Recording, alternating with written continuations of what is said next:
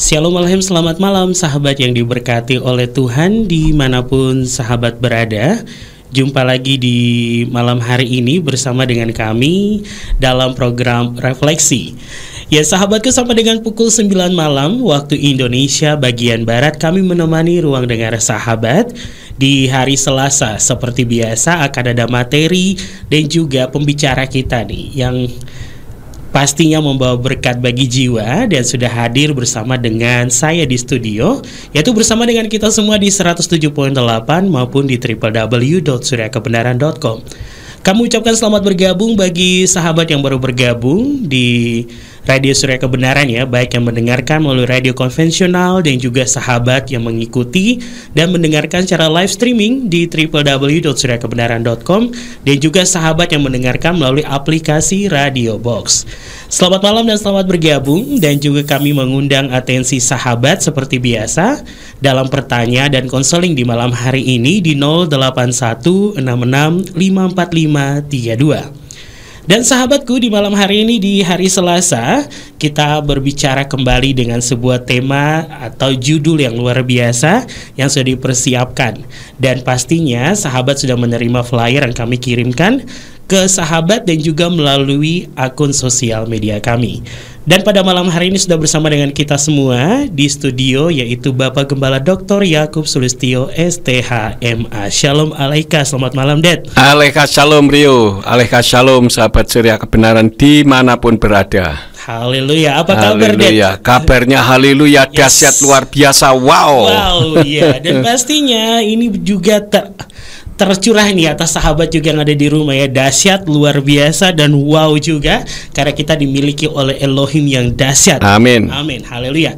Dan di malam hari ini sahabatku, bersama dengan Dedi Yakub akan ada 3 sesi yang akan kita lalui bersama-sama, dan juga sekali lagi kami mengundang atensi sahabat dalam pertanyaan dan konseling di malam hari ini. Bagi sahabat yang mempunyai pertanyaan, silakan langsung saja, atau mau menanyakan suatu hal lain di luar daripada judul, tidak apa-apa, kami terima. Dan di malam hari ini, Dedi, kita akan berbicara tentang apa nih, Ded? Ya, malam hari ini saya akan bicara tentang peran Yahweh dalam rapture. Artinya, pada saat rapture itu ada peranan Yahweh. Amin, haleluya. Dan pastinya sahabatku yang sudah menerima flyer sudah menunggu untuk pembahasan kita di malam hari ini di Dedi. Oleh karena itu, tanpa berlama-lama, langsung saja kita masuk pada sesi yang pertama. Silakan, Ded. Ya, terima kasih Rio. Sahabat Surya Kebenaran dimanapun berada, peran Yahweh dalam rapture. Artinya saat rapture, Yahweh memiliki peran yang luar biasa. Selama ini kita tidak menganggap, bahkan ada banyak orang yang mengaku diri Kristen tetapi menghina nama Yahweh, menganggap nama itu tidak penting, tetapi ternyata perannya sangat dahsyat luar biasa. Nah, saya akan coba uraikan tentang rapture itu sendiri. Apa sih yang disebut dengan rapture? Rapture adalah sebuah istilah dalam eskatologi. Eskatologi itu ilmu tentang akhir zaman dalam kekristenan yang merujuk kepada peristiwa di mana Elohim memindahkan semua orang percaya dari bumi untuk membuka jalan bagi penghakimannya yang adil, ditumpahkan ke bumi pada masa tribulasi atau masa kesukaran di bumi. Nah, untuk itu saya ambil beberapa ayat sebagai dasar rapture. Yang pertama adalah di dalam kitab 1 Tesalonika 4 ayat 13 sampai 17. Di dalam kitab suci Indonesia Literal Translation dikatakan demikian. Dan saudara-saudara, aku tidak ingin kamu tidak mengetahui mengenai mereka yang telah meninggal, supaya kamu jangan berduka cita sebagaimana orang-orang lain yang tidak mempunyai pengharapan. Sebab jika kita percaya bahwa Yeshua telah mati dan telah bangkit kembali, demikian juga Elohim akan membawa bersamanya mereka yang telah meninggal melalui Yeshua.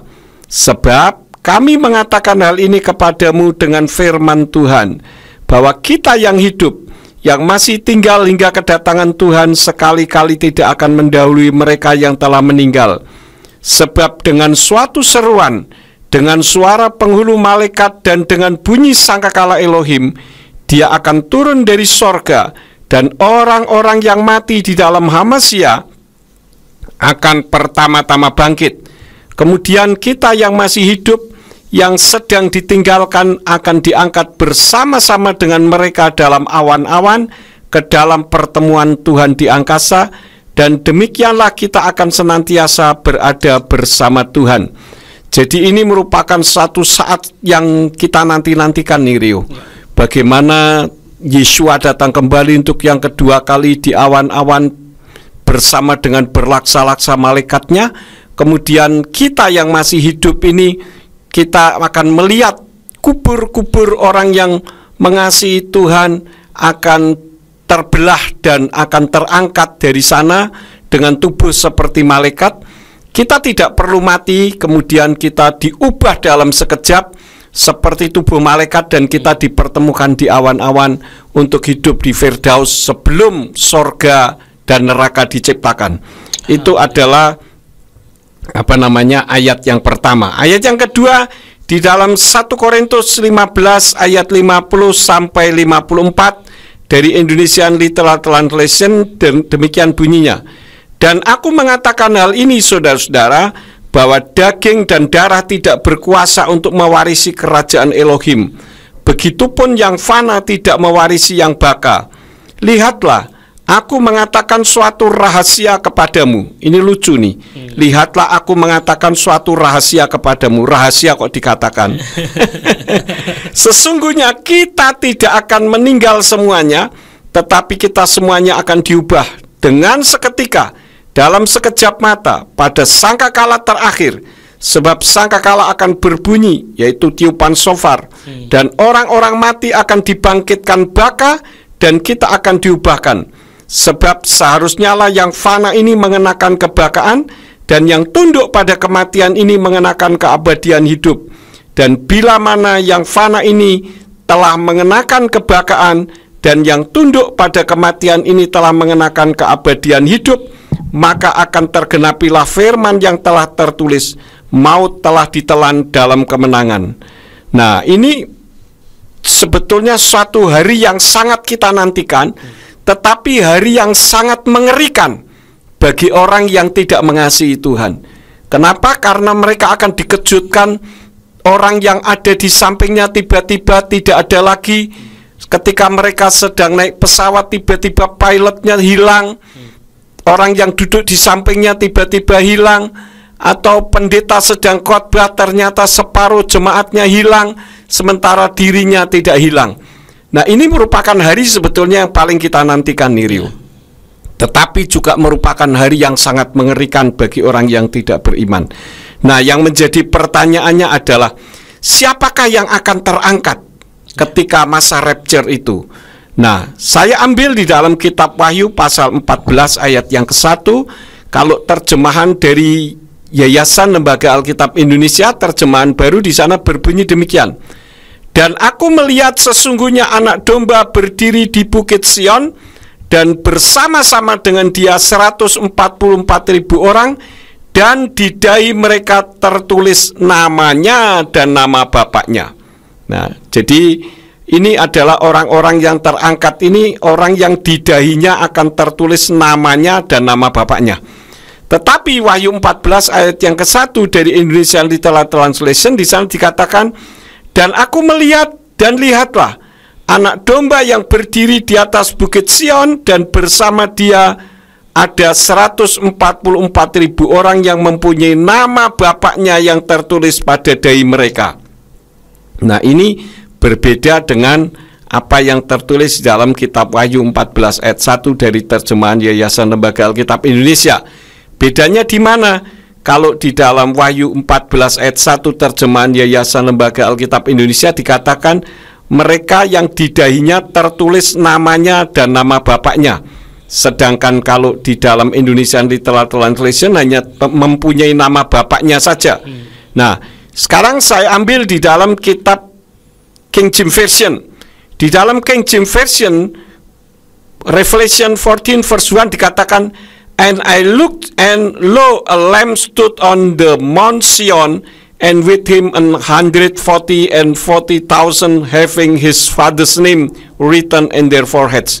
Jadi di sini sama dengan yang terjemahan dari ILT, yaitu cuman ditulis father's name, tidak ada kalimat his name and his father's name. Tetapi kalau saya membaca di dalam Brit Kadasa, di sana dikatakan wa esa enei wehine seomnet alhar sion wa etselo mea ma'arbaim elef nefes wa arbaat alafim hem asher semua wesem abi ketuhim al mitskam.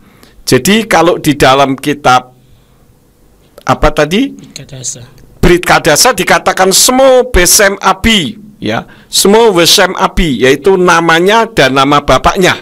Itu di dalam Brit Kadasa. Nanti saya akan terangkan di sana.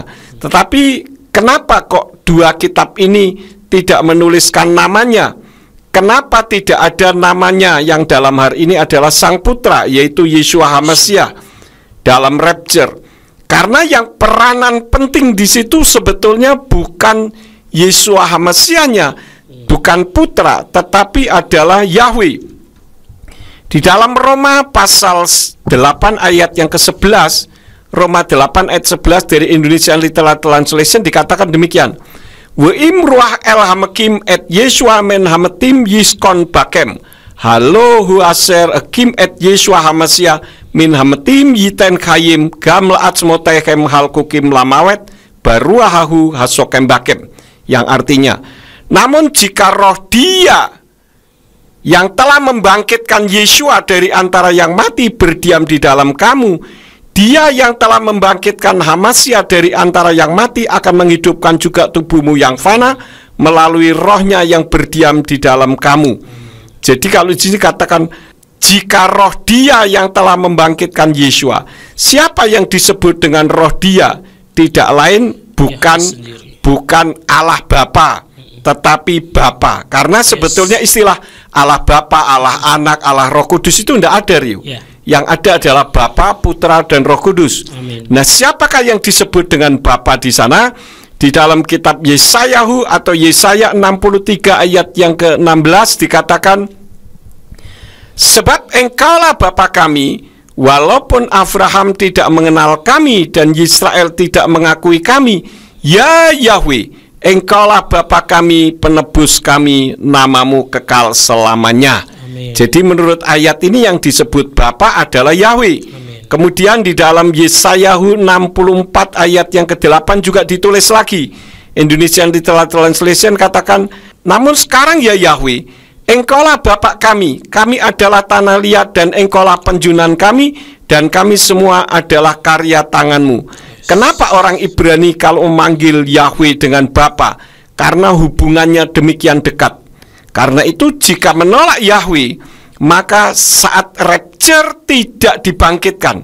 Karena tadi dikatakan dengan jelas, wa imruah el hamekim et Yeshua men hametim yiskon bakem, yaitu jika roh Dia yang telah membangkitkan Yeshua HaMasiah dari antara yang mati berdiam di dalam kamu, maka Dia yang telah membangkitkan Yeshua HaMasiah dari antara yang mati itu akan menghidupkan juga tubuhmu yang fana. Amin. Nah, kenapa Yeshua dibangkitkan oleh Bapa Yahweh? Karena tubuh Yeshua yang mati ini dalam kapasitas satu di antara tiga peran berganda, yaitu sebagai seperti manusia. Bukan manusia, ya, Yeshua itu bukan manusia, tetapi hanya seperti manusia. Dan itu diteguhkan juga di dalam kitab Roma 10 ayat yang ke-13 dikatakan kikol asyer yikra vesem Yahweh yimalet. Sebab setiap orang yang berseru dalam nama Yahweh akan diselamatkan. Amin. Kemarin pada saat saya berdiskusi dengan seseorang, Rio, ada orang yang mengatakan begini, Pak, kok sadis amat kalau menolak Yahweh tidak masuk surga? Saya bilang, yang sadis siapa?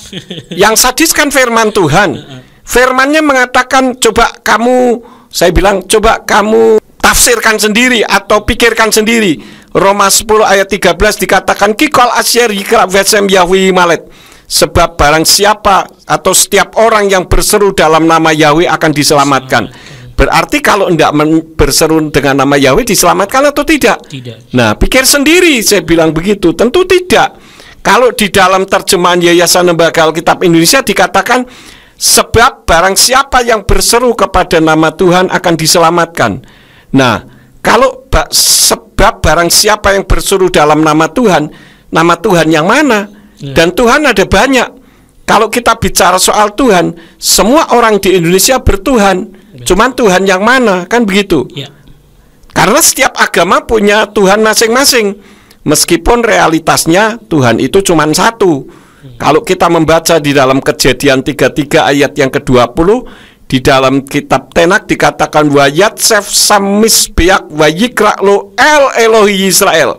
Dia mendirikan mezbah di sana dan menamai tempat itu El Elohimnya Yisrael. El Elohi Yisrael. Artinya di atas muka bumi ini ada banyak El. El itu artinya yang kuat. Nah, El ini adalah diterjemahkan sesembahan. Jadi di muka bumi ini ada banyak orang menyembah ini, menyembah itu, menyembah ini, menyembah itu. Tetapi El Elohi Yisrael artinya El yang benar-benar El adalah Elohimnya Yisrael. Itu. Nah, siapakah Elohimnya Yisrael? Tidak lain adalah Bapa Yahweh. Nah, yang kedua, peran Yahweh di dalam rapture. Karena pemilik sorga itu Yahweh. Amin. Di dalam 1 Raja-Raja 8 ayat yang ke-30 dari Indonesian Literal Translation dikatakan, dan engkau kiranya mendengarkan permohonan hambamu dan umatmu Yisrael. Apabila mereka berdoa di tempat ini, ya, engkau akan mendengar di tempat kediamanmu di sorga, dan engkau akan mendengar dan akan mengampuni. Ini adalah ucapan daripada Salomo ketika dia akan mentahbiskan bait Elohim. Pada ayat yang ke-39 diulang kembali dari Indonesian Literal Translation dikatakan, maka engkau pun mendengarkannya di sorga, tempat kediamanmu, dan mengampuni dan bertindak serta membalaskan kepada setiap orang sesuai dengan seluruh jalannya. Karena engkau mengenal hatinya, karena engkau sajalah yang mengenal hati semua keturunan Adam. Kemudian pada ayat yang ke-43 dari 1 Raja-Raja 8 juga diulang kembali. Di sana dikatakan, engkau akan mendengarkannya di sorga, tempat kediamanmu, dan akan melakukan yang sesuai dengan semua hal yang orang asing itu menyerukannya kepadamu, supaya segala bangsa di bumi mengenal namamu. Takut akan engkau sama seperti umatmu Yisrael yang mengetahui bahwa namamu telah diserukan di bait yang telah aku dirikan.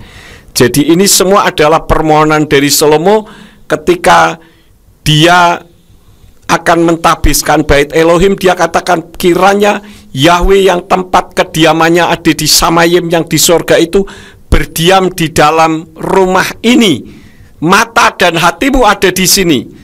Tujuannya apa? Supaya setiap orang yang datang ke bait Elohim yang didirikan oleh Salomo, mata Tuhan melihat dan hati Tuhan tergerak dan bergerak untuk melakukan sesuatu bagi bangsa pilihannya. Ini ya. Kemudian peran Yahweh dalam rapture yang ketiga. Karena Yahweh tegas menolak namanya berarti bukan bagian dari rohnya. Di dalam kitab Yirmiyahu atau Yeremia 23 ayat 26 sampai 27 dari Indonesian Literal Translation dikatakan, sampai kapan hal ini ada di dalam hati para nabi yang menubuatkan dusta? Ya, mereka dalam hatinya adalah para nabi pembohong yang berencana untuk membuat umatku melupakan namaku dengan mimpi-mimpi mereka yang mereka ceritakan seorang kepada sesamanya, sebagaimana yang leluhur mereka telah melupakan namaku karena Baal. Jadi ayat ini mengungkapkan tentang Yahweh punya peranan yang luar biasa di dalam rapture, karena kalau menolak Yahweh itu merupakan bukan bagian dari rohnya. Menurut ayat ini adalah nabi-nabi palsu, nabi pembohong yang mengajar umat untuk melupakan namanya. Nah, ini kan mengerikan sekali, Rio. Ya. Kemudian dikatakan sebagaimana yang leluhur mereka telah melupakan namaku karena Baal. Selalu kalau orang melupakan nama Yahweh, selalu arahnya kepada Baal dalam tanda kutip yang lain. Ada banyak sekali Baal di muka bumi ini. Di Indonesia juga ada banyak Baal. Kemudian 1 Yohanan atau 1 Yohanes 2 ayat yang ke-22 dari Indonesian Literal Translation dikatakan, siapakah pendusta itu jika bukan dia yang menyangkal Yesua itu bukan Mesias? Inilah Soten Hamasyah atau Antikris yang menyangkal Bapa dan Putra. Jadi untuk menyambut rapture harus berperan di dalam hati dan pikirannya ada Bapa Yahweh. Jadi tadi dikatakan di dalam Wahyu 14 ayat yang ke-1, di dahinya ada nama Yahweh. Amin. Tetapi ada nama Yahweh di dalam pikiran kita itu untuk diingat dan diagungkan. Bukan ada nama Yahweh untuk dihindari, Rio. Betul. Karena orang yang menghindari anti dengan nama Yahweh juga di dalam pikirannya ada nama Yahweh. Betul. Artinya kalau ada nama Yahweh langsung di skip atau ditolak begitu ya. Nah, ini kan beda sekali. Jadi untuk menyambut rapture, orang saat ini lebih fokus menjaga kekudusan seksual. Saya katakan it's okay, tetapi lupa juga kalau mulutnya juga harus dikuduskan. Yes. Boleh menjaga kekudusan seks, tetapi kalau mulutnya mengeluarkan nama sesembahan-sesembahan lain, bukan menurut saya loh ya, jangan marah sama saya, tetapi menurut kitab suci tadi, maka tidak akan terangkat.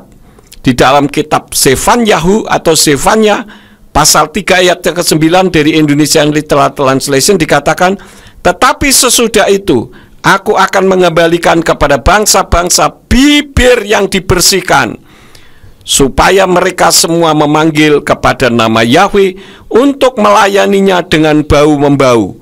Nah, ini bagaimana orang yang sudah mengenal nama Bapa Yahweh seharusnya juga melayani dengan bau-membau. Jadi kalau bicara soal mulut yang bersih, itu bukan berarti mereka yang belum mengenal nama Bapa Yahweh yang memanggil-manggil nama sesembahan lain yang selama ini kita kenal dengan Allah Bapa atau Allah itu. Karena Allah itu bukan Tuhan kita. Allah adalah Tuhannya umat Islam yang harus kita hormati, kita hargai. Tidak perlu kita bawa-bawa di dalam kekristenan. Tetapi bagi orang yang sudah mengenal nama Bapa Yahweh juga harus bau-membau. Artinya mulutnya jangan lason hara, tidak lidah jahat, tetapi bisa menjadi berkat bagi sesamanya. Oleh karena itulah maka lebih lanjut di dalam kitab Keluaran 34 ayat yang ke-14 dikatakan, Kilo tistakawe le el akhir ki Yahweh kanasmo el kanahu, yang artinya sebab kamu tidak boleh menyembah kepada sesembahan lain, karena Yahweh yang namanya cemburuan, Dia adalah Elohim yang cemburu. Jadi jangan kita berpikir yang penting hati. Nah, kalau yang penting hati, yang ada di hatimu apa? Kalau dikatakan walaupun saya menyebut Allah, tetapi hati saya Yahweh. Lah kalau hatinya Yahweh kok mulutnya Allah? Berarti tidak mengatakan ya di atas ya, tidak di atas tidak. Dan apa yang keluar dari mulut berasal dari hati. Artinya orang itu sedang berdusta. Begitu, Rio, ya. Kemudian yang keempat, peranan Yahweh di dalam rapture. Kenapa bukan Yeshua? Karena Yeshua itu hanya jalan dan pintu untuk masuk ke Samayim, yaitu juru selamat bagi manusia yang beriman kepadanya. Di dalam Yohanan 14 ayat yang ke-6, Yeshua berkata kepadanya, Akulah jalan itu dan kebenaran itu dan hidup itu. Tidak seorang pun datang kepada Bapa jika tidak melalui aku. Saya lebih suka dengan ada kata itu, karena ada haderek, haemet, hakayim. Ada hanya di situ. Artinya jalannya ya jalan khusus itu satu-satunya. Kebenaran ya kebenaran satu-satunya itu. Dan hidup ya hidup satu-satunya itu. Jadi tidak seorang pun yang datang kepada Bapa kalau tidak melalui aku yang khusus itu, yaitu Yahweh Elohim, Yeshua HaMashiach di dalam ayat ini. Kemudian satu lagi di dalam Yohanan 10 ayat yang ke-9 dari Indonesian Literal Translation dikatakan, Akulah pintu. Jika seseorang masuk melalui aku, ia akan diselamatkan, dan dia akan masuk dan akan keluar dan akan menemukan padang rumput. Jadi ketika seseorang menerima Yeshua HaMashiach sebagai Tuhan dan Juru Selamat, maka dia sudah masuk kepada pintu keselamatan itu. Tetapi ketika rapture, Yahweh yang lebih berperan. Walaupun kita menerima Yeshua, tetapi kalau menganggap Yahweh itu bukan dirinya, maka ini tidak sesuai dengan firman Tuhan. Jadi harus mengakui bahwa Yeshua itu ya Yahweh. Nanti akan saya sampaikan ayat-ayatnya. Jadi kenapa Yeshua HaMashiach itu sebagai pintu dan jalan satu-satunya? Nah, nanti saya akan sampaikan pada sesi yang kedua. Begitu Rio untuk sementara. Iya sahabatku, kenapa Yeshua HaMashiach sebagai pintu dan jalan satu-satunya akan kita bahas di sesi yang kedua di malam hari ini. Dan tadi ini sangat banyak sekali nih, jadi sangat panjang ya sesi pertama. Ini saya mempunyai pertanyaan dulu nih Dad. Boleh. Karena ini hasil ngobrol saya dengan salah seorang yang menyembah bibir yang bersih seperti Sefanya 3 ayat 9 tadi kan Dad, yang tadi Dedi sempat bicarakan, sampaikan kepada kita semua di malam hari ini. Nah, mereka itu berkata bahwa bibir yang bersih ini itu nanti di Samaim, bukan di dunia ini. Nah, ayatnya saja untuk orang di bumi kok. Nah, itu dia. Ayatnya kan untuk orang yang ada di atas muka bumi, Rio. Orang lain mengakui mereka sebagai Tuhan, ya enggak masalah. Tetapi kan itu iman mereka, bukan iman kita. Nah, jangan kemudian imannya iman gado-gado, imannya iman Kristen, tetapi sebutannya sebutan dari iman yang berbeda. Nah, ini namanya gado-gado begitu. Ya, ini sama tadi juga seperti Dedi sampaikan bahwa Tuhan itu mengenal hati dan teman saya ini bilang bahwa jadi cukup di hati saja untuk menyebutkan nama itu. Nah, itu ngatur Tuhan namanya. Lah Tuhan sendiri mengatakan di dalam 1 Tawari 16 ayat yang ke-8, Hodulah Yahweh kir'uva semua hodiu wa amim alilotai. Bersyukurlah kepada Yahweh, panggillah namanya. Nah, kan Bapak Yahweh minta panggillah namanya, bukan panggillah sebutannya, atau jangan panggil namanya, masuk di dalam hati saja. Ini namanya ngotak-ngatik ayat. Ya, mengatur Tuhan. Baik. Gitu. Nah, ini juga pastinya sahabat yang ada di rumah punya pertanyaan juga tentang obrolan kita atau judul di malam hari tentang peran Yahweh dalam rapture. Silakan langsung saja sahabat bisa bergabung di 081-66-54532 di malam hari ini bersama dengan Bapak Gembala Dr. Yakob Sulistyo STHMA dan juga kami Radio Suara Kebenaran yang selalu setia menemani ruang dengar sahabat.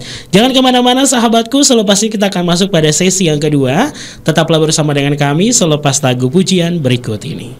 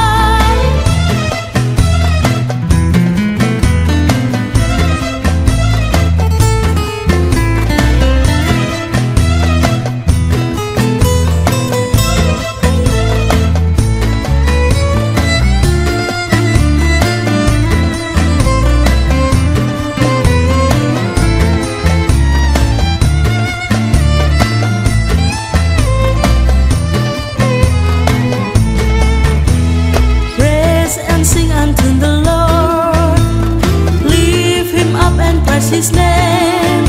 He is King of all kings. Let us praise Elohim Israel. Serve His praise throughout all the earth. His creator of the world. Yahweh Sebaot is His name. Yahweh Sebaot is His name. He is coming to the earth to give His word to us. Set the people of the world. He is Yeshua HaMashiach.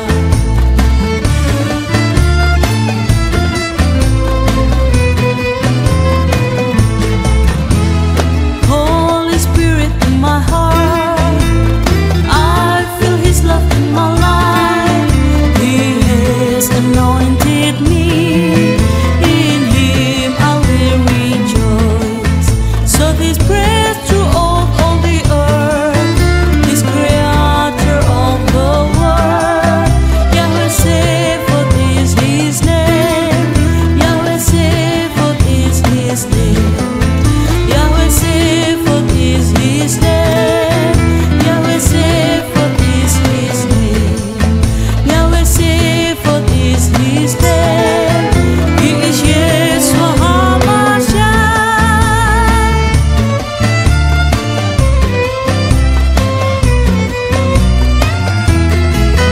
He is coming to the earth to give His word to us.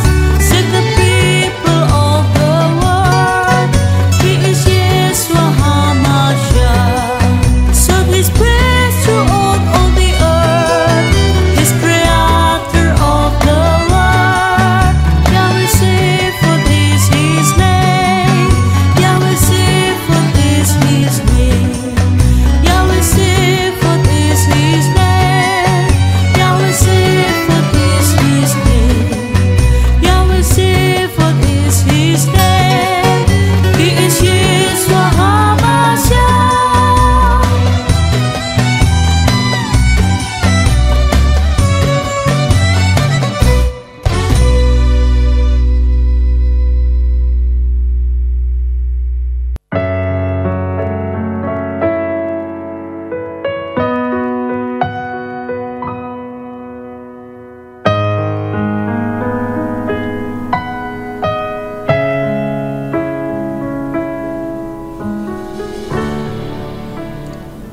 Sahabat yang diberkati oleh Tuhan, masih dalam program refleksi di malam hari ini bersama dengan Bapak Gembala Dr. Yakub Sulistyo STH MA.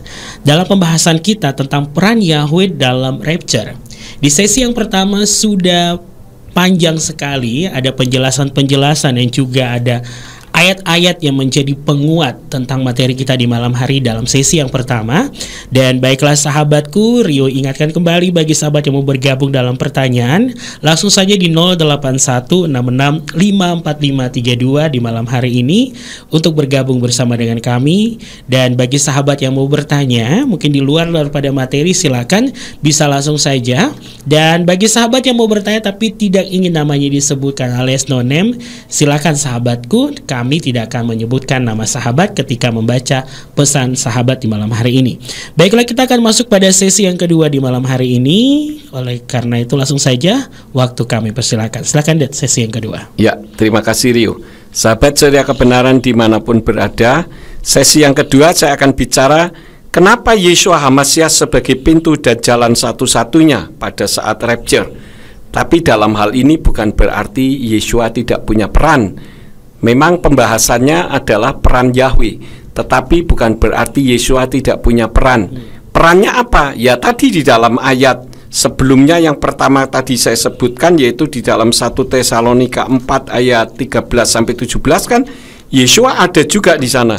Yaitu Yeshua didampingi oleh berlaksa-laksa malaikat dengan tiupan shofar, maka terjadilah rapture begitu. Artinya Yeshua juga punya peran, tapi saya lebih memperankan pada sesi malam ini adalah peran dari Bapa Yahweh.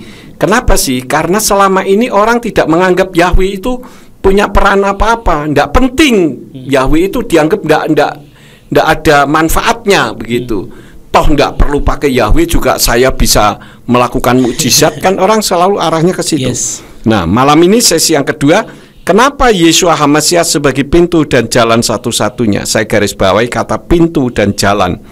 Karena Yeshua itu bukan seperti anggapan saya dulu. Ini saya tidak mengacu kepada orang lain atau kepada sahabat Surya Kebenaran dimanapun berada, tetapi saya mengacu kepada pikiran saya sendiri, di mana saya dulu berpikir Yeshua HaMashiach itu 100% Elohim dan 100% manusia.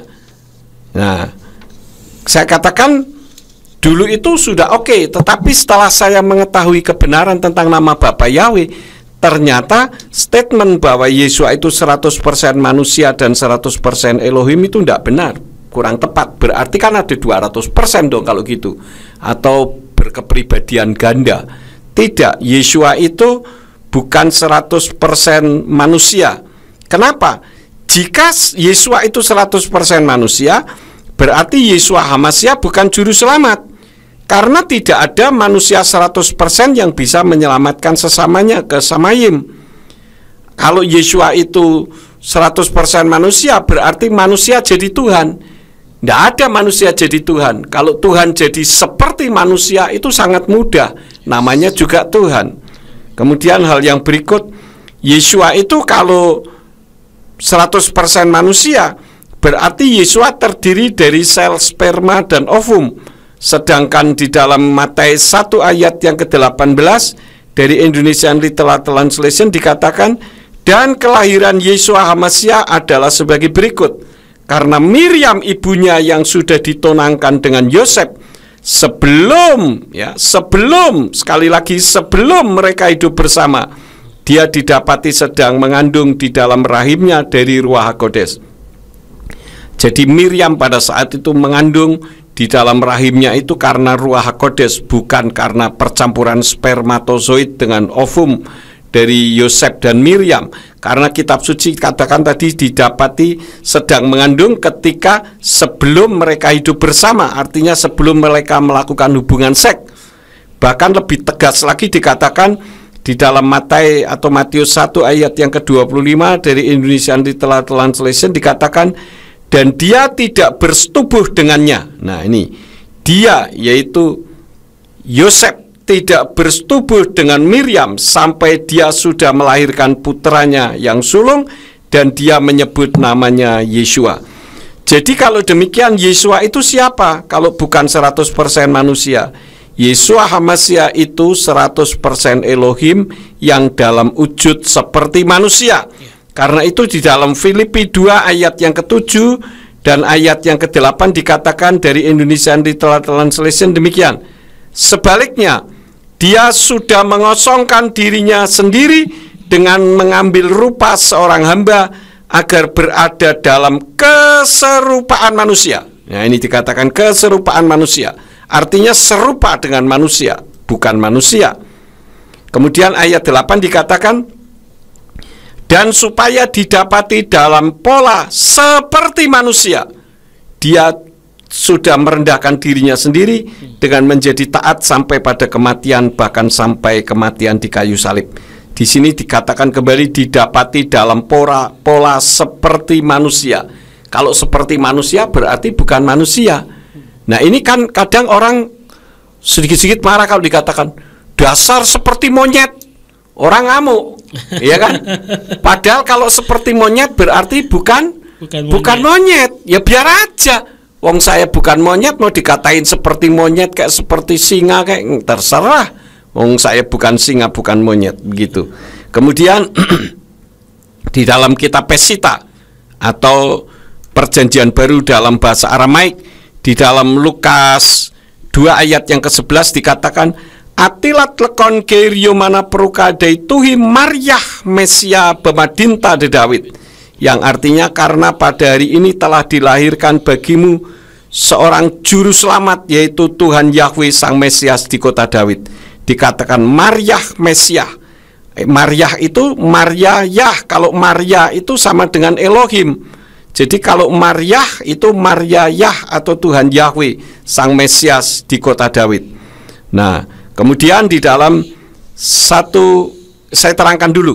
Di dalam Lukas 2 ayat yang ke-11 tadi, ketika dilahirkan wujudnya manusia, seonggok bayi, tetapi yang lahir itu adalah juru selamat, yaitu Tuhan Yahweh Sang Mesias di kota Daud. Amin. Jadi hanya wujudnya saja seperti manusia, dalam saat itu dalam berupa bayi. Kemudian 1 Korintus 12 ayat yang ketiga dari Indonesian Literal Translation dikatakan, oleh sebab itu aku memberitahukan kepadamu bahwa ketika berbicara dalam roh Elohim, tidak seorang pun mengatakan Yesua terkutuk, dan tidak seorang pun dapat mengatakan Yesua Tuhan kecuali oleh Ruach HaKodes.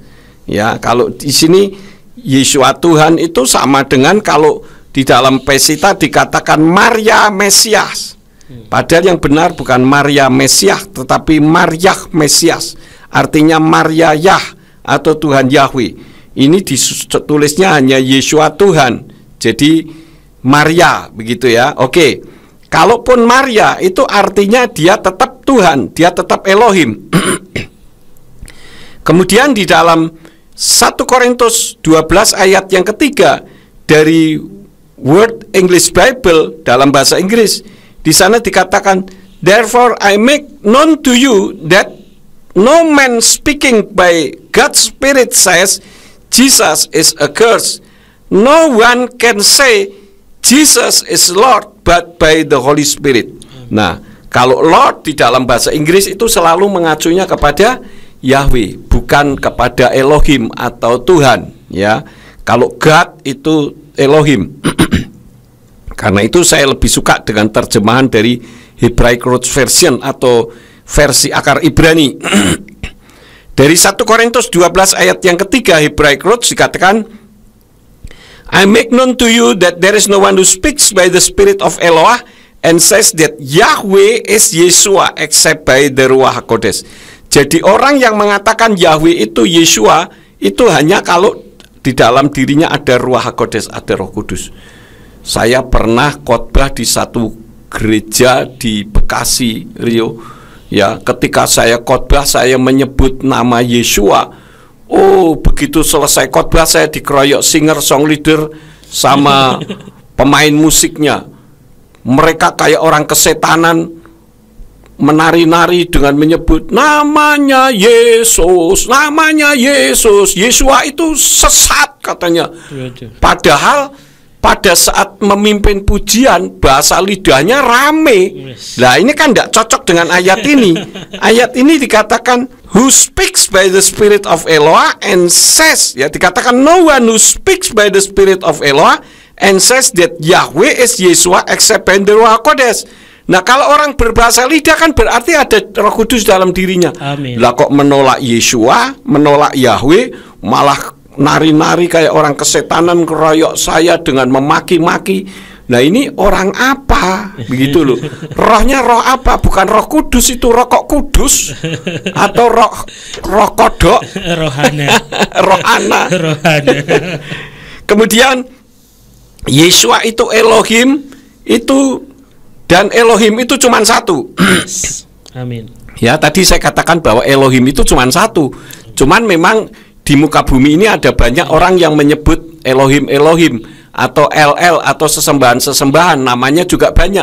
Tetapi Elohim yang benar-benar Elohim adalah Elohim yang disembah oleh orang Israel. Amin. Nah, ada orang mengatakan, khususnya Zakir Naik mengatakan begini, coba tunjukkan kalau Yesus itu mengatakan bahwa aku Tuhan, sembahlah aku, maka aku akan jadi orang Kristen. Saya katakan sih sebetulnya kalau Anda jadi Kristen hanya karena itu, lebih baik tidak usah jadi Kristen aja deh, ya.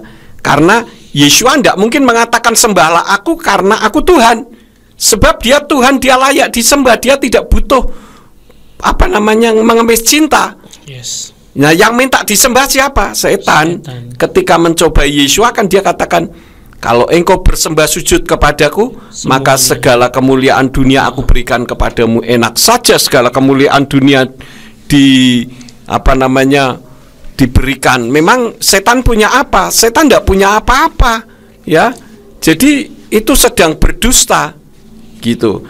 Nah, 1 Yohanes 5 ayat yang ke-20 dari Indonesian Literal Translation dikatakan, dan kita mengetahui bahwa Putra Elohim sedang datang dan Dia telah mengaruniakan kepada kita akal budi supaya kita dapat mengenal yang benar dan berada di dalam yang benar di dalam putranya Yeshua HaMashiach. Dia adalah Elohim. Nah, saya garis bawahi kata Yeshua HaMashiach, Dia adalah Elohim. Tetapi di dalam kitab Brit Kadasa lebih keren lagi, Rio. Di sana dikatakan Weyadainu ki ben ha Elohim bayiten lanu lev lehaskil oto asher hu amen welo anaknu asher hu amen hu Yeshua HaMashiach beno zehu Elohi amen wekayat. Saya garis bawahi kata Yeshua HaMashiach beno zehu Elohi amen wekayat, yang artinya Yeshua HaMashiach ini sesungguhnya adalah Elohim yang kekal. Amin. Jadi kalau dikatakan Yeshua tidak pernah disebutkan dalam kitab suci sebagai Elohim, salah. Ini kitab yang diilhami oleh Ruach HaKodes loh. Ya, 1 Yohanan 5 ayat yang ke-20. Saya senang sekali dengan bahasa Ibraninya mengatakan Yeshua HaMashiach beno zehu Elohi amen wekayat. Yeshua HaMashiach ini sesungguhnya adalah Elohim yang kekal. Jadi Dia adalah Yahweh karena hanya satu, yaitu Yahweh dari kekal sampai kekal. Nah, saat ini kita melihat tanda kedatangan Yeshua setiap hari terus tergenapi.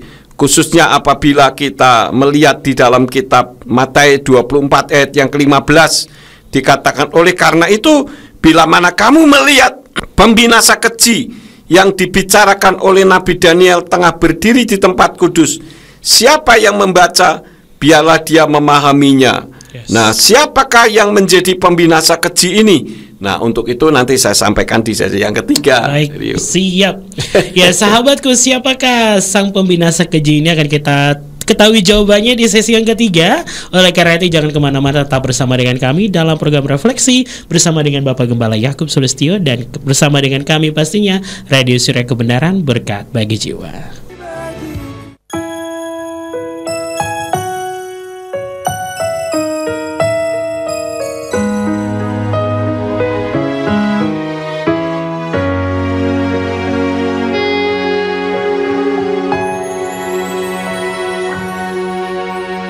Tak terbatas kasih-Mu Tuhan, ku bersyukur padamu. Telah ku rasakan pertolongan-Mu nyata di dalam hidupku.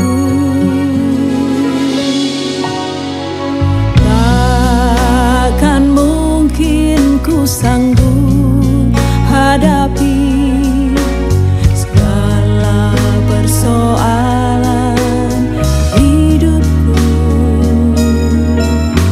sebab di sana ada bebanku yang mustahil ku angkat tanpamu.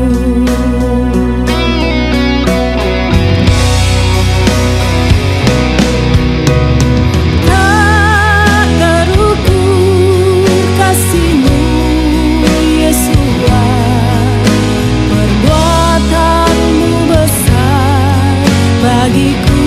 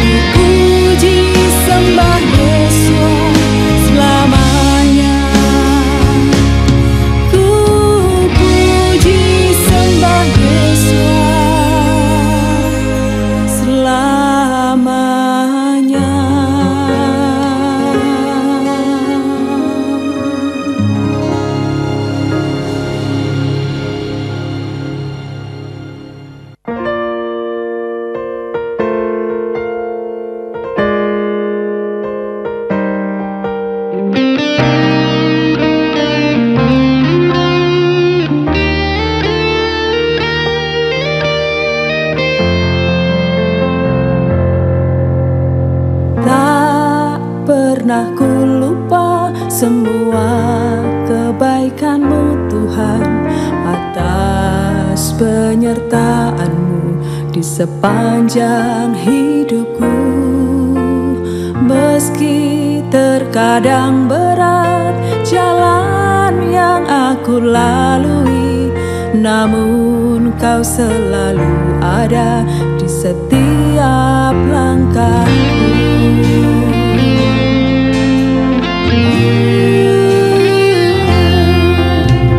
Bukan pegang selalu janji-Mu kepadaku, dengan iman yang telah Kau tanam di hatiku. Walau dunia tak percaya pada janji-Mu, namun janji-Mu nyata di dalam hidupku. Betapa besar oh Tuhan kasih-Mu kepadaku, Kau buka jalanku selalu. Kasih-Mu yang sempurna telah Kau berikan kepadaku. Ya, sahabat yang diberkati oleh Tuhan, di malam hari ini masih bersama dengan kami dalam program Refleksi bersama dengan Bapak Gembala Yakub Sulistyo. Di malam hari ini kami percaya untuk sahabatku yang sudah mendengarkan dan sudah mempunyai pertanyaan, langsung saya 0816654532. Baik, jadi kita akan langsung masuk kepada pertanyaan di malam hari ini dari atensi yang sudah masuk. Ya, Rio. Ini kita dari kota Surabaya dulu. Ya, haleluya. Ada haleluya ini. Oh, Nggak Pak asing Jo, lagi. Pak Jo. Yes, Pak Jo Romi. Haleluya. Selamat ulang tahun dulu untuk Pak Jo hari ini Wah, ulang tahun. Yom Bapak Haledet Yahweh Sameach. menyertai, memberkati Amin. dan semakin dipakai Bapak Yahweh. Amin, Haleluya. amin, haleluya ya. Yom Haledet Sameach, ngidai radio Ya. secara kebenaran juga untuk Pak Jo Romi. Tetap selalu semangat di dalam Ya. segala aktivitas dan Bapak Yahweh memberkati dan Amin, menyertai. amin. Ya, langsung saja nih Dedi, saya akan Ya. bacakan atensi dari Pak Jo Romi. Ya. Shalom, selamat malam Dedi Yakub yang sangat Selamat dikasihi malam. Bapak Yahweh dengan anugerahnya dan diberkati melimpah-limpah oleh karena Amin, kemurahan amin. Bapak Yahweh. Haleluya. Terima kasih Pak Jo. Yes, haleluya. Dan diberkatilah nih penyiar radio yang sangat sukacita nih. Iya dong, masa saya sedih-sedih nih. Ya, sukacita selalu terpancar nih. Terima kasih ya, biarlah kemuliaan Bapak Yahweh saja selalu Amin, kita muliakan amin. nih Pak Jo Romi dalam kehidupan kita dan juga dalam setiap aktivitas kita. Haleluya. Pertanyaan saya dari Pak Jo Romi ini, Ya. pertanyaan pertama, saat terjadi rapture terdengar sangkakala dahulu Ya. atau sebelum sangkakala berbunyi nih, Dad? Iya. Jadi rapture-nya itu begini kronologisnya. Kalau sesuai dengan ayat-ayat yang tadi ya, itu pertama dibunyikan sangkakala itu untuk menandai Yesua datang. Tetapi dikatakan bahwa sangkakala terakhir ketika ditiup baru terjadi rapture. Jadi sebelumnya sudah ada sangkakala berbunyi atau apa namanya tiupan shofar terlebih dahulu. Ya, tetapi kemudian itu belum terjadi rapture. Jadi tanda. Jadi seperti apa ya? Kalau ada presiden lewat kan biasanya ada forerunner. Iya, Nah, itu forerunnernya, malaikat-malaikat datang dengan sangkakalanya. Kemudian ya apa yang dikerjakan saya tidak tahu karena itu belum terjadi kan. Mungkin mengamankan jalan. Iya. Pengamanan jalan. Pengamanan nih. jalan. Jadi setelah sangkakala terakhir atau shofar terakhir dibunyikan, baru terjadi rapture. Begitu Pak Jo. Baik, terima kasih Dedi untuk jawaban pertanyaan pertama Ya. dari Pak Jo Romi. Ini pertanyaan yang kedua. Bagaimana mereka tidak mengakui Bapak Yahweh dan padahal banyak sekali yang dilakukan seperti mujizat melalui minyak dan apapun. Apakah tetap rapture? Nah, ini yang sering kali terjadi, orang berpikir kalau saya bisa melakukan sesuatu berarti saya diperkenan oleh Tuhan. Nah, coba saya akan ajak membuka di dalam kitab Yesayahu pasal 45 ayat yang kelima. Di sana dikatakan apa? Di dalam Indonesian Literal Translation, Akulah Yahweh dan tidak ada yang lain. Selain aku tidak ada Elohim. Aku akan memperlengkapimu walaupun engkau tidak mengenal aku. Jadi walaupun tidak mengenal bahkan menghina Yahweh, juga Bapa Yahweh dengan cinta kasihnya memperlengkapi. Kan begitu. Tetapi kalau untuk rapture bukan saya yang ngomong. Jadi kalau sahabat Surya Kebenaran dimanapun berada mendengarkan refleksi ini kemudian marah, ya marahlah kepada firman Tuhan yang ditulis di dalam bahasa Ibrani, itu yang dipakai oleh orang-orang Yahudi Mesianik. Jadi kalau itu disalahkan berarti orang Yahudi Mesianik salah semua dong. Ya kan begitu. Jadi apakah terjadi rapture atau tidak? Jelas tadi saya sudah sampaikan pada sesi yang pertama kalau tidak salah ya, di dalam Roma 8 ayat yang ke-11. Beim ruach el hamekim et Yeshua men hametim yiskon bakem. Halo huaser hakim et Yeshua Hamasya men hametim yiten khayim gamla atsmotaikem halkukim lamawet baruah huasokem bakem.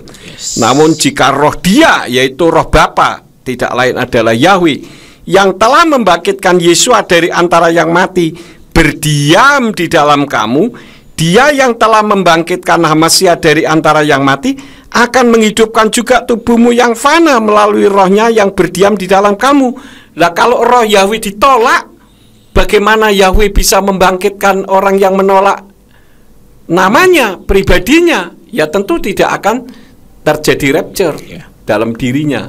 Itu bukan saya, Firman yang ngomong. Jadi kalau mau marah-marah sama Firman. Nah, karena itu adalah peran Yahweh sendiri. Jadi peran Yahweh adalah mengangkat orang yang hidup dan orang yang mati dibangkitkan. Amin. Begitu Amin. Pak Ju. Amin. Ya baik, terima kasih Dedi. Dan ini pertanyaan ketiga. Menurut 7 hari raya dalam Imamat 23, 6 perayaan digenapi oleh Tuhan Yesua tepat waktu. Hanya satu yang belum digenapi, yaitu rapture. Apakah rapture pun akan terjadi di saat kisaran hari raya peniupan Nafiri? Kemungkinan. Saya katakan kemungkinan dalam arti kalau dikatakan saat Nafiri, bisa saja terjadi saat Nafiri, saat peniupan Nafiri ya. Tetapi kan peniupan Nafiri yang kapan kita kan tidak tahu. Karena kitab suci katakan mengenai hari dan masanya tidak ada seorang pun yang tahu. Jadi kita jangan merekayasa misalkan 2 tahun lagi, 3 tahun lagi, wah pasti kita akan dipermalukan. Karena kitab suci tidak pernah mengatakan. Kalau kita memberi waktunya berarti kita menambahi firman. Begitu Pak Ju. Baik, terima kasih Dedi. Ini sekarang pertanyaan keempat. Apakah orang percaya diberitahukan terlebih dahulu berupa tanda? Misalnya, sekitar 3 minggu lalu saya diberitahukan melalui pikiran saya, Tuhan Yesua menjemput seperti halnya keadaan cuaca saat disalib, di mana langit tertutup gelap dan ada cahaya. Namun saat Tuhan Yesua, ketika langit mengalami kegelapan, terjadi gempa dan tabir bait suci terkoyak. Segala sesuatu itu harus diuji. Sampai sekarang pun saya belum mendapatkan suara lagi. Ya, memang saya banyak nonton YouTube tentang rapture. Nah, ketika rapture itu terjadi ya kejadiannya memang disebutkan seperti pada saat Yesua mati. Jadi tiba-tiba ada gempa bumi, kemudian gelap gulita sesaat ya, sekejap, dan dalam sekejap itulah orang-orang hilang begitu. Jadi hilangnya ndak tahu nih. Gitu Pak Ju. Jadi kalau saya boleh katakan ya kemungkinan, karena kan semua belum terjadi Rio. Saya tidak berani mengatakan itu pasti. Memang saya nonton di YouTube banyak mengungkapkan hal seperti itu. Begitu Pak Ju. Ya baik, terima kasih Dedi. Dan itulah sahabatku, ada 4 pertanyaan dari Pak Joromi di terakhir daripada pesan Pak Joromi. Terima kasih Dedi. Bapak Yahweh memberkati Dedi dan seluruh gereja pemulihan firman. Amin. Dan mohon doakan Det di akhir acara. Ya baik, terima kasih Pak Joromi sudah bergabung bersama dengan kami di malam hari ini. Dan kita lanjutkan Det ke penanya selanjutnya. Datang dari Dr. Ayu. Wah, terima kasih Dr. Ayu, selamat pagi. Shalom Pastor Yakub, apa kabar? Kabarnya haleluya, dahsyat Dokter Ayu, luar biasa. Wow. Wow, selamat malam waktu Indonesia. Amin. Dan juga untuk Kak Rio serta sahabat Radio Suara Kebenaran. Haleluya, terima kasih Dokter Ayu. Bapak Yahweh memberkati. Langsung saja pertanyaan saya hari ini Pastor, dan jawabannya akan saya simak di YouTube jika berhalangan dengarkan live. Langsung saja pertanyaan pertama, bagaimana posisi Yesua Pastor pada masa rapture? Apakah pada masa itu Yesua tidak berlaku lagi dan hanyalah Yahweh? Nah, tadi saya sudah jawab di sesi yang kedua, Dokter Ayu. Jadi Yesua bukan tidak berlaku, justru Yesua lah yang datang dengan berlaksa-laksa malaikatnya untuk mengangkat kita, begitu. Jadi tetap Yesua berlaku, cuman peranan pengangkatan dan kebangkitan orang mati itu yang melakukan adalah Bapak Yahweh. Haleluya. Begitu Dokter Ayu. Baik, terima kasih Dedi. Dan sekarang pertanyaan kedua dari Dokter Ayu, bagaimana dengan ayat yang berkata melihat orang tua, anak manusia, dan binatang yang memiliki beberapa wajah? Dan apakah para tua-tua yang dimaksud adalah 12 anak Yakub? Maaf Pastor, jika mungkin pertanyaan saya sedikit kacau katanya. Kalau apa yang Dokter Ayu sampaikan tadi benar, bahwa itu merupakan bagian dari anak-anak Yakub 12 tua-tua dan sebagainya itu semua memang tafsir, karena kan kita tidak tahu kepastiannya yang benar. Tetapi tidak salah juga apa yang Dokter Ayu sampaikan tadi, Dokter Ayu. Terima kasih. Baik, terima kasih Dedi. Dan sekarang yang ketiga, situasi saat ini banyak orang mengaitkan dengan rapture dan kedatangan Tuhan. Sampai ada yang mengaitkan dengan pewahyuan pada kitab Wahyu. Menurut Pastor, apakah tuaian yang dimaksudkan pada kitab Wahyu itu hanya bahasa kiasan? Oh enggak, kalau tuaian yang dimaksud di situ adalah tuaian jiwa-jiwa. Jadi memang sebelum terjadinya rapture akan terjadi penuaian jiwa-jiwa. Dan sekarang kalau saya melihat di YouTube bagaimana banyak saudara-saudara kita dari seberang yang beralih kepada iman kepada Bapak Yahweh Besem Yeshua HaMashiach. Nah, ini yang saya mau tanyakan ke Dedi nih. Bahkan teman saya sendiri, saya tidak perlu sebut namanya, yang orang tuanya, adiknya, keluarganya semua berasal dari agama seberang, mereka tiba-tiba menjadi umat Nasrani semuanya. Nah, ini kan dahsyat luar biasa. Karena ini memang gerakan Ruach HaKodes di akhir zaman, Dokter Ayu. Puji Bapak Yahweh. Haleluya. Ya baik, maaf Dedi, saya potong sebentar. Kalau tadi ini sempat Dedi sampaikan ini, juga saya mau tanya tentang tuaian itu, dan Dedi sudah menjawab juga. Dan ini juga pertanyaan dari Dokter Ayu, terima kasih. Dan di sini Ded, ini banyak orang mengaitkan dengan rapture nih, dan juga kedatangan Tuhan. Ini kita sudah melewati tanggal 6 bulan 6 tahun 2022, yang orang mengaitkan dengan 666 Ded. Nah, dan itu kan sempat viral ya. Banyak orang bicara tentang itu, dan penyembah Yahweh pun berbicara tentang itu nih. Bagaimana pendapat Dedi pada ketika mungkin sempat Dedi dengarkan hal ini? Dan juga langsung pertanyaan saya begini, kan tahun 666 pernah ada, emang waktu itu kiamat? Gitu dia. Makanya jangan menambahi dan mengurangi firman. Tadi saya sudah katakan, ya Pak Jo yang tanya kalau tidak salah ya. Jadi kalau kita menambahi, artinya kita menentukan tanggal sekian-sekian, meramalkan tanggal tepatnya, pasti kita akan kecewa. Karena kitab suci katakan tidak ada seorang pun yang tahu. Ya, hanya Yeshua dan Bapak Yahweh yang tahu. Amin. Itu. Sekarang kalau misalkan kita tahu, so what gitu loh. Paling-paling yang bisa kita lakukan apa? Saya mau berbuat dosa semaksimal mungkin. Nanti giliran mendekati harinya baru saya bertobat dulu, kan gitu, ya kan? Jadi ya tidak ada gunanya juga. Pokoknya kita siaplah. Anytime Tuhan datang, yang kita sudah mengenal Bapak Yahweh Besem Yeshua HaMashiach Ruach HaKodes, tidak usah khawatir. Pasti kita akan ikut rapture begitu. Jadi siap tidak siap Tuhan pasti datang. Pasti datang. Yes. Terima kasih Dedi. Dan juga ini pertanyaan terakhir dari Dokter Ayu, pertanyaan keempat. Peran Yahweh pastilah adalah sumber utama sejarah terbentuknya dunia ini, dan bahkan sampai nanti selesainya dunia ini. Kenapa akhir zaman dan kedatangan Tuhan harus ada? Padahal Tuhan sendiri sudah bersusah payah menciptakan semua ini, yaitu ilmu pengetahuan, alam, hewan, dan waktu hidup manusia. Iya. Gimana nih, Bagi kita memang mungkin bersusah payah ya Dokter Ayu ya, tapi bagi Tuhan tinggal sekejap gitu saja sudah langsung semuanya dia dikatakan apa yang dia katakan jadilah begitu. Jadi tidak ada yang susah bagi Tuhan, Dokter Ayu. Memang kalau kita lihat dari pikiran kita ya susah ya. Tetapi kalaupun ada dunia yang baru nanti juga jauh akan lebih mulia, lebih hebat daripada yang ada sekarang, dan itu pun tercipta dalam sekejap. Begitu Dokter Ayu. Oke. Terima kasih Pastor Elohim Yofarek Otka.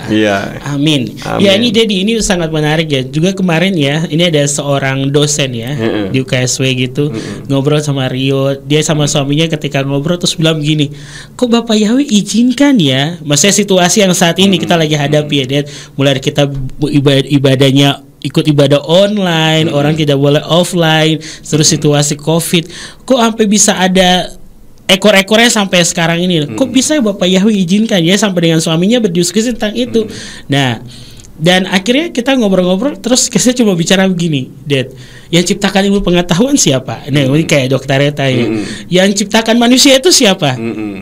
Ya Bapak Yahweh sendiri kan, Elohim itu sendiri kan. Mungkin kalau itu terjadi mungkin ada tujuannya ya, Dad. Gimana nih, Dad? Menurut Jadi ya itu semua tidak salah. Tetapi kalau saya lebih berpikir begini, Rio, kenapa kok semuanya ini Tuhan izinkan? Inilah bentuk kesabaran Bapak Yahweh. Ya, sebetulnya kalau kita melihat kegeraman, wong saya yang namanya manusia berdosa saja, kalau melihat seperti saya tidak perlu sebut nama orang yang bikin virus, kemudian bikin masalah-masalah di bumi ini saja kan bikin susah. Ya, saya pengennya matiin aja orang itu. Tetapi kan Bapak Yahweh tidak demikian. Dia masih tetap menunggu. Kenapa? Karena dia tahu hukuman kekal itu sangat mengerikan dan tidak ada batas waktunya. Karena itu maka dia menanti dengan sabar. Nah, jadi kalau ini semua terjadi, itu merupakan bentuk kesabaran Bapak Yahweh. Yang jadi masalahnya ketika masa-masa sukar seperti ini, apakah kita bisa tetap mendekat kepada Tuhan atau kita kecewa? Begitu. Oke, ini seperti anak yang hilang juga nih, Dad. Kita yang mengambil keputusan, kita ingin kembali kepada Bapa atau kita mau hidup sengsara nih ya, Dad. Betul sekali. Oke, baik, terima kasih Dedi. Dan kita lanjutkan pada malam hari ini. Mungkin sahabat yang mau bertanya silakan, karena kami masih punya waktu. Tapi langsung saja kita masuk pada sesi yang ketiga di malam hari ini. Silakan, Dad. Ya, terima kasih sahabat Surya Kebenaran dimanapun yang berada. Sesi yang ketiga adalah siapa pembinasa keji yang berdiri di tempat kudus. Dulu saya berpikir itu adalah Sotan Hamasia atau Antikris ya. Tetapi setelah saya renungkan, ternyata itu bukan Sotan Hamasia, melainkan para pemimpin rohani yang tahu kebenaran tetapi tidak mau tahu kebenaran itu. Nah, kebenaran tentang apa? Kebenaran tentang nama Bapa Surgawi, karena nama Bapa itu berkaitan dengan keselamatan juga. Contohnya di dalam Yesayahu pasal 43 ayat yang ke-11 kan dikatakan, Anoki Yahweh wa mibal ademusia, yang artinya akulah Yahweh, tidak ada juru selamat selain aku. Kemudian Roma 10 ayat 13 dikatakan, Kikol asyer yikrak vesem Yahweh yimalet, sebab setiap orang yang berseru kepada nama Yahweh dia akan diselamatkan. Jadi ada banyak ayat-ayatnya yang jika mau diputar ke sana sini kemana saja tetap saja saling mendukung dan tidak ada kontroversi. Jika seolah-olah ada kontroversi, itu karena pengetahuan kita yang tidak memahaminya. Tetapi yang jelas, kalau kita bicara tentang kebenaran tentang nama Bapa, ini bukan hanya soal nama, tetapi bicara soal keselamatan. Nah, ada banyak orang mengetahui kebenaran dan dia memimpin, tetapi dia tidak berani. Makanya disebutkan, apabila engkau melihat pembinasa keji berdiri di tempat kudus. Sekarang saya mau tanya, tempat kudus bagi orang yang beriman itu di mana, Rio? Tempat kudus bagi orang yang beriman. Mungkin kalau apa ya, Dad, kita bicara tentang hubungan ya fisik hadirat Bapak Yahweh atau hati kita. Tempat di mana kita mengundang hadirat Tuhan itu loh yang gereja gitu. Gereja. Kehilat ya. Betul. Apabila engkau melihat pembinasa keji berdiri di tempat kudus, artinya ada pembinasa keji kok berdiri di gereja. Betul. Nah, tempat kudus di mana orang berdiri itu di mana? Di mimbar. Di mimbar. Nah, kenapa dikatakan pembinasa keji? Karena dia tahu tentang nama Yahweh, tetapi dia tidak berani menyampaikan dengan berbagai macam alasan. Nanti gereja pecah lah, nanti piring pendeta pecah lah, ini itulah dan sebagainya. Nah, ini artinya jadi pembinasa keji yang berdiri tempat kudus untuk konsumsi pribadi lah. Nah, itu yang tidak boleh, ya. Jadi ayat-ayatnya saling terkait satu dengan yang lain. Oleh karena itu, kalau kita melihat misalkan terjadi adanya perbedaan di dalam kitab suci yang kita tidak memahami, misalkan di dalam Matius 1 ayat 1 sampai 17 dan Lukas 3 ayat 23 sampai 38 tentang silsilah Yesua, di situ kan ada banyak perbedaan, ya.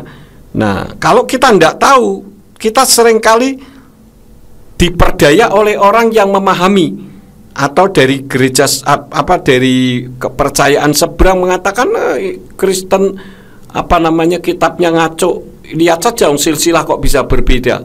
Padahal itu saling melengkapi. Yang satu ditinjau dari garis keturunan Yosef, yang satu diambil dari garis keturunan Miriam. Dan ada banyak sekali perbedaan-perbedaan yang bersifat teologis yang tidak mampu dijawab. Kita tidak bisa juga menjawabnya, pokoknya imani saja, tidak bisa. Nah, untuk itu saya ada buku yang berjudul Encyclopedia of Difficulties of the Bible. Ini menjawab tentang banyak sekali perbedaan-perbedaan yang ada di dalam kitab suci secara teologis yang ditinjau dari bahasa aslinya. Ya, jadi kalau kita mendapati ada perbedaan-perbedaan dalam kitab suci, kemudian kita diperdaya, kita jangan tergiur. Oh iya benar, berarti Alkitab saya salah, berarti iman saya salah. Ini keliru. Tetapi karena pengetahuan kita lah yang belum sampai ke sana. Begitu, Rio. Haleluya. Ini sesi yang ketiga ya. Sesi yang ketiga. Haleluya. Ini dari kita sebelum ini karena waktu juga semakin menipis nih, semakin mepet ya. Ini ada pertanyaan kembali dari Surabaya bersama dengan Gurnadi yang sudah bergabung di malam hari ini. Selamat bergabung Gurnadi. Bapak Yahweh memberkati. Selamat bergabung Gurnadi. Shalom Om Yakub dan Mas Rio. Amin. Amin. Kiranya dalam lindungan Bapak Yahweh selalu. Amin. Amin. Terima kasih. Haleluya. Terima kasih Gurnadi.